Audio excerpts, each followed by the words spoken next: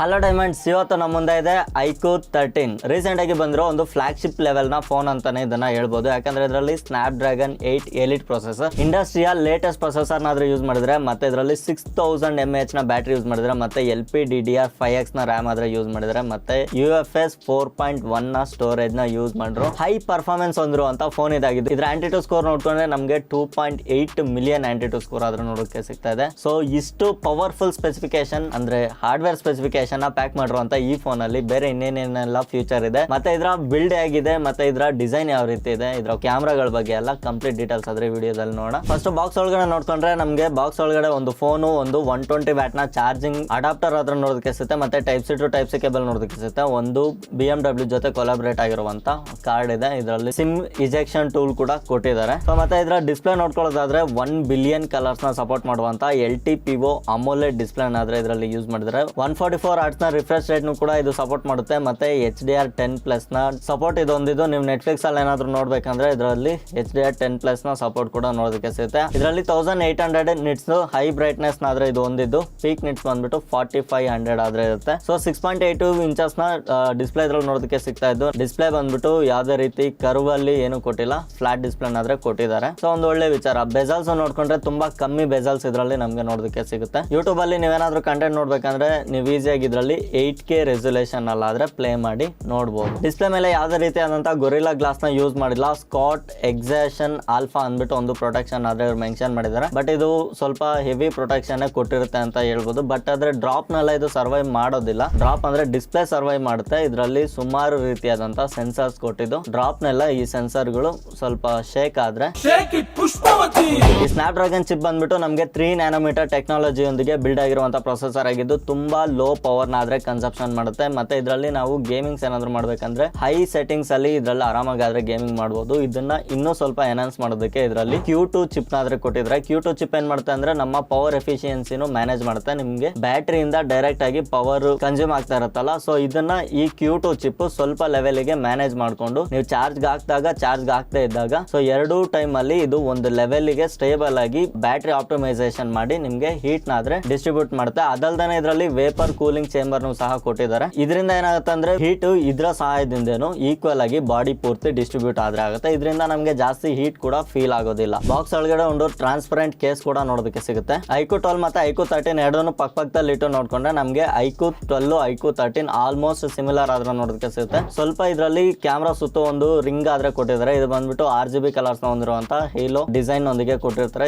ಇದ್ರಲ್ಲಿ ನಮ್ಗೆ RGB lights ಎಲ್ಲ ಬರುತ್ತೆ. ಇದನ್ನ ನೋಟಿಫಿಕೇಶನ್ ಗೆ, ಕಾಲ್ಗೆ ಎಲ್ಲ ನಾವು ಇದನ್ನ ಈಸಿಯಾಗಿ ಕಸ್ಟಮೈಸ್ ಮಾಡ್ಕೊಬಹುದು. ಇದರಲ್ಲಿ ನಮ್ಗೆ 2 ಕಲರ್ ನೋಡೋದಕ್ಕೆ ಸಿಗುತ್ತೆ, ಲೆಜೆಂಡ್ ಮತ್ತೆ ನಾರ್ಡೋ ಗ್ರೇ ಅಂದ್ಬಿಟ್ಟು. ಸೊ 2 ಕಲರ್ ಕೂಲ್ ಆಗಿದೆ. ನನಗೆ ಪರ್ಸನಲ್ ಆಗಿ ವೈಟ್ ಇಷ್ಟ ಆಯ್ತು, ಬಟ್ ವೈಟ್ ಅಷ್ಟು ಯೂಸೇಜ್ ಗೆ ಸರಿ ಬರೋದಿಲ್ಲ. 2 ಗ್ಲಾಸ್ ಬ್ಯಾಕ್ ಆಗಿರೋದ್ರಿಂದ ನೋಡ್ಕೊಂಡು ಯೂಸ್ ಮಾಡಬಹುದು. ಸೊ ಗ್ಲಾಸ್ ಬ್ಯಾಕ್ ಅಂದ್ರೆ ಆಬ್ವಿಯಸ್ಲಿ ಸ್ಕ್ರಾಚಸ್ ಬಿದ್ದೇ ಬೀಳುತ್ತೆ. ವೈಟ್ ಅಲ್ಲಿ ಅಷ್ಟು ಚೆನ್ನಾಗಿರೋದಿಲ್ಲ. ಗ್ರೇ ಅಲ್ಲಿ ಸ್ವಲ್ಪ ಸ್ಕ್ರಾಚಸ್ ಬಿದ್ರೂ ಈಸಿಯಾಗಿ ಮರ್ಜ್ ಆಗ್ಬಿಡುತ್ತೆ. ಇದು ಬಂದ್ಬಿಟ್ಟು ನಮ್ಗೆ 215 ಗ್ರಾಮ್ ವೆಯ್ಟ್ ಇರುವಂತ ಫೋನ್ ಇದಾಗಿರುತ್ತೆ. ಸೊ ಜಾಸ್ತಿ ವೆಯ್ಟ್ ಕೂಡ ಫೀಲ್ ಆಗೋದಿಲ್ಲ. ವೆಯ್ಟ್ ಎಲ್ಲ ನೀಟಾಗಿ ಬಾಡಿ ಫುಲ್ ಡಿಸ್ಟ್ರಿಬ್ಯೂಷನ್ ಆಗಿರೋದ್ರಿಂದ ಅಷ್ಟು ಫೀಲ್ ಆಗೋದಿಲ್ಲ. ಒಂದೇ ಕಡೆ ವೆಯ್ಟ್ ಆಗಿದ್ರೆ ನಮ್ಗೆ ಫೀಲ್ ಆಗ್ತಿತ್ತು. ಮತ್ತೆ ಇದರ ಬಾಡಿಯ ಸುತ್ತಲೂ ನೋಡ್ಕೊಂಡ್ರೆ ನಮ್ಗೆ ಕೆಳಗಡೆ ಒಂದು ಸಿಮ್ ಟ್ರೇ ನೋಡೋದಕ್ಕೆ ಸಿಗುತ್ತೆ. ಮತ್ತೆ ಒಂದು ಮೈಕ್ರೋಫೋನ್ ಇದೆ. USB 3.4 ಟೈಪ್ ಸಿ ಪೋರ್ಟ್ ಆದ್ರೆ ನಮ್ಗೆ ನೋಡೋದಕ್ಕೆ ಸಿಗುತ್ತೆ. ಸ್ಪೀಕರ್ ಗ್ರಿಲ್ ನೋಡೋದಕ್ಕೆ ಸಿಗುತ್ತೆ. ಸೈಡ್ ಅಲ್ಲಿ ನೋಡಿದ್ರೆ ಒಂದು power button, 2 volume rocker buttons ಆದ್ರೆ ನೋಡೋದಕ್ಕೆ ಸಿಗುತ್ತೆ. ಮೇಲ್ಗಡೆ ನಾಯ್ಸ್ ಕ್ಯಾನ್ಸಲಿಂಗ್ ಮೈಕ್ರೋಫೋನ್ ಸಹ ಕೊಟ್ಟಿದ್ದು. ಮೇಲ್ಗಡೆನೂ ಸಹ ನಮ್ಗೆ ಸ್ಪೀಕರ್ ಗ್ರಿಲ್ ಆದ್ರೆ ನೋಡೋದಕ್ಕೆ ಸಿಗುತ್ತೆ. ಮತ್ತೆ ಈ ಕ್ಯಾಮ್ರಾ ಮಾಡ್ಯೂಲ್ ಬಂದ್ಬಿಟ್ಟು ಕ್ವಾಡ್ ಕ್ಯಾಮ್ರಾ ತರ ನೋಡೋದಕ್ಕೆ ಸಿಗುತ್ತೆ. ಆದ್ರೆ ಇದರಲ್ಲಿ ಟ್ರಿಪಲ್ ಕ್ಯಾಮ್ರಾ ಸೆಟಪ್ ಆದ್ರೆ ಇದರಲ್ಲಿ ಇದ್ದು. ಸೊ ಅದರಲ್ಲಿ ಒಂದು ಚಿಕ್ಕ IR ಬ್ಲಾಸ್ಟರ್ ಸೆನ್ಸರ್ ಕೂಡ ಕೊಟ್ಟಿದ್ದಾರೆ. ಮತ್ತೆ ಇದು ತುಂಬಾ ಫೋನ್ಗಳಲ್ಲಿ PWM ಡಿಮ್ಮಿಂಗ್ ಅನ್ನೋದು ಇರೋದಿಲ್ಲ. ಇದರಲ್ಲಿ 2592 Hz ನ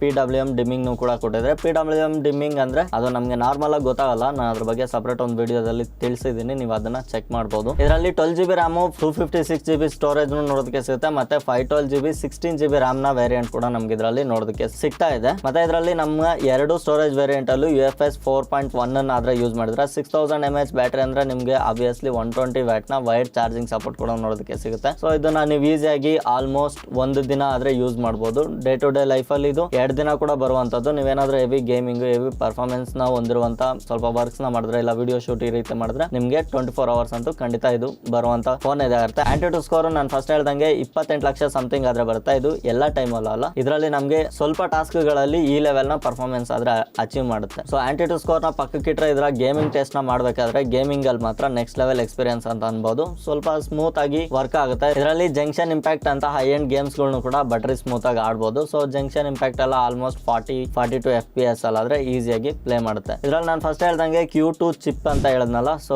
ಈ ಚಿಪ್ ಏನ್ ಮಾಡುತ್ತೆ ಅಂದ್ರೆ ನಮಗೆ 2K ರೆಸಲ್ಯೂಷನ್ ಅಲ್ಲಿ 144 ಹರ್ಟ್ಸ್ ನ ರಿಫ್ರೆಶ್ ರೇಟ್ ನ ಅಚೀವ್ ಮಾಡೋದಕ್ಕೆ ಮತ್ತೆ ಇದನ್ನ ಪವರ್ ಎಫಿಷಿಯನ್ಸ್ ನ ಮ್ಯಾನೇಜ್ ಮಾಡೋದಕ್ಕೂ ಸಹ ಈ ಚಿಪ್ ಆದ್ರೆ ನಮಗೆ ಹೆಲ್ಪ್ ಮಾಡುತ್ತೆ. ಸೊ ಡೈರೆಕ್ಟ್ ಪವರ್ ಪ್ರೊಸೆಸರ್ ಹೋಗೋದ್ರ ಬದಲು ಇದ್ರ ಥ್ರೂ ಹೋಗೋದ್ರಿಂದ ಈ ಒಂದು ಡೆಡಿಕೇಟೆಡ್ ಚಿಪ್ ಕೂಡ ನಿಮ್ಗೆ ಸ್ವಲ್ಪ ಪ್ರೊಸೆಸರ್ ನ ಪರ್ಫಾರ್ಮೆನ್ಸ್ ಬೆಟರ್ ಆಗೋದಕ್ಕೆ ಹೆಲ್ಪ್ ಮಾಡುತ್ತೆ. ಈ ಫೋನ್ ನ ಪ್ರೈಸ್ ನೋಡ್ಕೊಂಡ್ರೆ ನಿಮ್ಗೆ ಆಲ್ಮೋಸ್ಟ್ 52,000 ರೂಪಾಯಿಗೆ ಅಮೆಝಾನ್ ಅಲ್ಲಿ ಅದ್ರ ಅವೈಲೇಬಲ್ ಇದೆ. 12GB to 56GB, 16GB 512GB ಬಂದ್ಬಿಟ್ಟು 57,000 ರೂಪಾಯಿಗೆ ಆದ್ರೆ ಅವೈಲೇಬಲ್ ಇದೆ. ಸೊ ಇದನ್ನ ನೀವು ಪ್ರೀ ಬುಕ್ ಮಾಡ್ಕೊಂಡ್ರೆ ನಿಮ್ಗೆ ಐಕೋ ಅವರು ಫ್ರೀ TWS ಕೂಡ ಪ್ರೊವೈಡ್ ಮಾಡ್ತಾ ಇದ್ದಾರೆ. ಇದರಲ್ಲಿ ಬ್ಯಾಂಕ್ ಆಫರ್ಸ್ ಎಲ್ಲ ಸೇರಿರುತ್ತೆ. ಇದು ಆಂಡ್ರಾಯ್ಡ್ 15 ಜೊತೆಗೆ ಬರುವಂತ ಫೋನ್ ಇದಾಗಿದ್ದು. ಇದರಲ್ಲಿ ನಮಗೆ ಫನ್ ಟಚ್ OS 15 ಆದ್ರೆ ನೋಡೋದಕ್ಕೆ ಸಿಗುತ್ತೆ. ಫನ್ ಟಚ್ OS ಅಂದ್ರೆ ನಿಮ್ಗೆ ಆಲ್ಮೋಸ್ಟ್ ಎಲ್ಲ ಗೊತ್ತಿರುತ್ತೆ. ಇದರಲ್ಲಿ ಸ್ವಲ್ಪ ಮಟ್ಟಿಗೆ ಬ್ಲೋಟ್ ವೈರ್ಸ್ ಸಹ ನೋಡೋದಕ್ಕೆ ಸಿಗುತ್ತೆ. ಇದ್ರ ಹಿಂದ್ಗಡೆ ಮಾನ್ಸ್ಟರ್ ಹಾಲೋ ಅಂದ್ಬಿಟ್ಟು ಒಂದು ರಿಂಗ್ ಕೊಟ್ಟಿದ್ರಲ್ವಾ, ಇದ್ರ ಕಲರ್ಸ್ ಕೂಡ ನಾವು ಯಾವ್ದಕ್ ಬೇಕೋ ಅದಕ್ಕೆ ಸೆಟ್ ಮಾಡ್ಕೊಬಹುದು. ನೋಟಿಫಿಕೇಶನ್ಗೆ, ಕಾಲ್ಗೆ ಅಥವಾ ಸಪರೇಟ್ ನಮ್ಗೆ ಯಾವ ರೀತಿ ಬೇಕೋ ಆ ರೀತಿ ಇದನ್ನ ಕಲರ್ಸ್ ಕಸ್ಟಮೈಸ್ ಮಾಡ್ಕೊಳ್ಳೋ ಆಪ್ಷನ್ ಈ ಫೋನ್ ಒಳಗಡೆ ಕೊಟ್ಟಿದ್ದಾರೆ. ಸೊ ಇದೊಂದು ಸ್ವಲ್ಪ ಕೂಲ್ ಆಗಿರುತ್ತೆ. ಇದರಲ್ಲಿ ನಮಗೆ ಡ್ಯುಯರ್ ಸ್ಟೀರಿಯೋ ಸ್ಪೀಕರ್ ಕೂಡ ಇದ್ದು ಆಡಿಯೋ ಕ್ವಾಲಿಟಿ ಕೂಡ ನೆಕ್ಸ್ಟ್ ಲೆವೆಲ್ ಇದೆ. ನಾವ್ ಇದರಲ್ಲಿ ಮ್ಯೂಸಿಕ್ ಮೂವೀಸ್ ಏನಾದ್ರು ಬೇಕಿದ್ರೆ ಆರಾಮಾಗಿ ಎಂಜಾಯ್ ಮಾಡಬಹುದು. ಕನೆಕ್ಟಿವಿಟಿ ನೋಡ್ಕೊಂಡ್ರೆ ನಮ್ಗೆ ಆಲ್ಮೋಸ್ಟ್ 13 5G ಬ್ಯಾಂಡ್ಸ್ ಆದ್ರೆ ಪ್ರೊವೈಡ್ ಮಾಡ್ತಾ ಇದ್ದಾರೆ. ಮತ್ತೆ dual 4G Vivo LET support ಕೂಡ ಇದೆ. Wi-Fi 7 ಇದೆ. ಬ್ಲೂಟೂತ್ 5.4 ನ ಸಪೋರ್ಟ್ ಆದ್ರೆ ನಮ್ಗೆ ಇದರಲ್ಲಿ ನೋಡೋದಕ್ಕೆ ಸಿಗ್ತಾ ಇದೆ. ಸೆನ್ಸರ್ಸ್, ಸೊ ಎಷ್ಟು ಸೆನ್ಸರ್ಸ್ ಬೇಕಾ ಎಲ್ಲ ಸೆನ್ಸರ್ಸ್ ಆಲ್ಮೋಸ್ಟ್ ಇದ್ರಲ್ಲಿ ಅವೈಲೇಬಲ್ ಇದ್ದು. ಇದರಲ್ಲಿ ಅಲ್ಟ್ರಾಸೋನಿಕ್ ಫಿಂಗರ್ ಪ್ರಿಂಟ್ ಸೆನ್ಸರ್ ಆದ್ರೆ ಕೊಟ್ಟಿದ್ದಾರೆ. ಸೊ ಈ ಪ್ರೈಸ್ ಪಾಯಿಂಟ್ ಅಲ್ಲಿ ಅಲ್ಟ್ರಾಸೋನಿಕ್ ಫಿಂಗರ್ ಪ್ರಿಂಟ್ ಸೆನ್ಸರ್ ಇರೋದು ಒಂದು ಒಳ್ಳೆ ವಿಚಾರನೆ ಅಂತ ಹೇಳ್ಬೋದು. ನಮ್ಗೆ ಇಲ್ಲಿ ಕ್ಯಾಮ್ರಾ ಮಾಡ್ಯೂಲ್ ಅಲ್ಲಿ IR ಬ್ಲಾಸ್ಟರ್ ಕೊಟ್ಟಿರೋದ್ರಿಂದ IR ನ ಮುಖಾಂತರ ಕಂಟ್ರೋಲ್ ಆಗುವಂತ ಸುಮಾರು ಗ್ಯಾಜೆಟ್ಸ್ ನ ಟಿವಿ, AC, FM ರೇಡಿಯೋ ಅಥವಾ ಹೋಮ್ ಥಿಯೇಟರ್ಸ್ ನೆಲ್ಲ ನಾವು ಇದೇ ಫೋನ್ ಇಂದ ಆದ್ರೆ ಕಂಟ್ರೋಲ್ ಮಾಡ್ಕೊಬಹುದು. ಮೈನ್ ಕ್ಯಾಮ್ರಾಗೆ ಬಂದ್ರೆ ಮೈನ್ 50 ಮೆಗಾ ಪಿಕ್ಸೆಲ್ ನ ಸೋನಿ IMX921 ಸೆನ್ಸರ್ ನಾದ್ರೆ ಯೂಸ್ ಮಾಡಿದ್ರೆ, ಸೆಕೆಂಡರಿ ಕ್ಯಾಮ್ರಾ ಬಂದ್ಬಿಟ್ಟು 50 ಮೆಗಾ ಪಿಕ್ಸೆಲ್ ನ Samsung ultra wide J1 sensor ನಾದ್ರೆ ಯೂಸ್ ಮಾಡಿದ್ರೆ, ಥರ್ಡ್ ಕ್ಯಾಮ್ರಾ ಬಂದ್ಬಿಟ್ಟು ನಮಗೆ 50 ಮೆಗಾ ಪಿಕ್ಸೆಲ್ ನ ಸೋನಿ IMX826 ನ 2x ಟೆಲಿಫೋಟೋ ಲೆನ್ಸ್ ನಾದ್ರೆ ಯೂಸ್ ಮಾಡಿದ್ದಾರೆ. ಸೊ ಈ ಕಡೆ ಇರೋದು ರಿಂಗ್ ಲೈಟ್. ಫ್ರಂಟ್ ಅಲ್ಲಿ ನೋಡ್ಕೊಂಡ್ರೆ ಮೊದಲು 16 ಮೆಗಾ ಪಿಕ್ಸೆಲ್ ನ ಕ್ಯಾಮ್ರಾ ಆದ್ರೆ ಇತ್ತು, ಇವಾಗ 32 ಮೆಗಾ ಪಿಕ್ಸೆಲ್ ನ ಕ್ಯಾಮ್ರಾ ಆದ್ರೆ ನಮ್ಗೆ ಇದರಲ್ಲಿ ನೋಡೋದಕ್ಕೆ ಸಿಗ್ತಾ ಇದೆ. ಸೊ ಕ್ಯಾಮ್ರಾ ಎಲ್ಲ ಆಲ್ಮೋಸ್ಟ್ ಡೀಸೆಂಟ್ ಇದೆ.